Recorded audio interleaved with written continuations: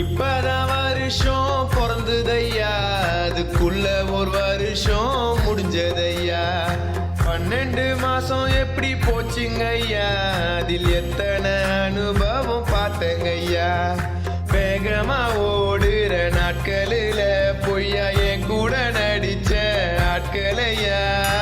எத்தனை வேலை பார்த்த வருஷம் ஃபுல்லா, நான் ₹1 கையில காசு நிக்கலையா. 100 அழுகையில் சேர்ந்த சிரிப்புல நியூ இயர் கொண்டாட வேண்டுமையா. எத்தனை செருப்படி போன வருஷத்துல அத்தனையும் தாண்டி போடுமையா. புதுசா வருஷங்கள் மாறினா